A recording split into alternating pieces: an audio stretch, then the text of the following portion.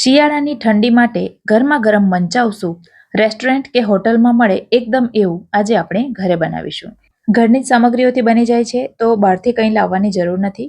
Recipe શરૂ કરતા પહેલા જો મારી ચેનલ ફૂડ વિથ ફાલ્ગુનીને તમે હજી સુધી સબસ્ક્રાઇબ ન કરી હોય તો સૌને વિનંતી છે કે જલ્દીથી સબસ્ક્રાઇબ કરી દેજો. તો અહીં મેં એક જાડા તળિયાવાળું પેન લઈ લીધું છે અને એમાં માત્ર 2 ટીસ્પૂન જેટલું તેલ લઈ લઈશું. તેલ ગરમ થાય એટલે એમાં ઉમેરીશું 2 ટેબલસ્પૂન જેટલું ઝીણું સુધારેલું લસણ. અહીં લસણની પેસ્ટ પણ લઈ શકાય, પણ બધી વસ્તુઓ ઝીણી સુધારીને લો તો સારું રિઝલ્ટ મળશે. એ જ રીતે 2 ટેબલસ્પૂન લીધું છે ઝીણું સુધારેલું આદું અને લીધા છે ઝીણા સુધારેલા 3 નંગ જેટલા લીલા મરચાં. અહીં તીખું તમને જેટલું જોઈતું હોય એ પ્રમાણે મરચાં તમે વધતા ઓછા કરી શકો. ગેસની આંચ મીડિયમ રાખવાની અને આ ત્રણેય વસ્તુઓને સરસ રીતે તેલમાં સાંતળી લેવાની. ફ્રેન્ડ્સ, આ સૂપ બનાવવું ખૂબ જ સરળ છે અને એમાં સ્ટોક વોટર બનાવવાની પણ જરૂર નથી. વળી બધી તૈયારીઓ જો તમે આગળથી કરીને રાખો તો માત્ર 10 થી 15 મિનિટમાં જ બનીને તૈયાર થઈ જાય છે. હવે એમાં કેટલાક શાકભાજીઓ ઉમેરીશું, જેમાં અડધો કપ જેટલી લીધી છે ઝીણી સુધારેલી લીલી ડુંગળી. એને પહેલા થોડી સાંતળી લઈશું અને ત્યાર પછી બીજા શાકભાજીઓ ઉમેરીશું. હવે લીધું છે અડધો કપ જેટલું જ એકદમ નાના ટુકડામાં કટ કરેલું ગાજર. એ જ રીતે અડધો કપ જેટલું લીધું છે કેપ્સિકમ અને અડધો કપ લીધી છે કોબી. ગેસ મીડિયમ આંચ પર ચાલુ જ છે અને આ બધા શાકભાજીઓને પણ આપણે સરસ રીતે સાંતળી લેવાના છે. હવે એમાં સ્વાદ અનુસાર મીઠું ઉમેરવાનું છે. તો અત્યારે મેં હાફ ટીસ્પૂન જેટલું મીઠું ઉમેર્યું છે. બધા સોસીસમાં પણ મીઠું હોય છે, તો અત્યારે આટલું મીઠું ઉમેર્યું છે. જરૂર પડે તો પાછળથી બીજું ઉમેરીશું. હવે એમાં 2 ટેબલસ્પૂન એટલે કે 2 મોટી ચમચી ભરીને ઉમેરીશું સોયા સોસ.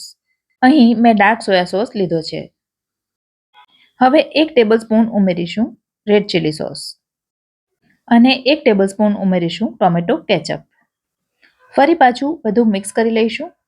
ચાઇનીઝ આઇટમ બધા ઘરે બનાવતા જ હોય છે, માટે આ બધા સોસીસ પણ બધાને ત્યાં હોય જ છે. પણ જો ન હોય તો લોકલ માર્કેટમાં નાના પાઉચમાં પણ એ બધા અવેલેબલ હોય છે. અને હવે એમાં પાણી ઉમેરવાનું છે. ફ્રેન્ડ્સ, આ સૂપ આપણે 4 વ્યક્તિઓ માટે બનાવી રહ્યા છીએ, તો અહીં આપણે 4 કપ ભરીને પાણી ઉમેરીશું. તો 1 લીટર જેટલું આ પાણી થાય છે.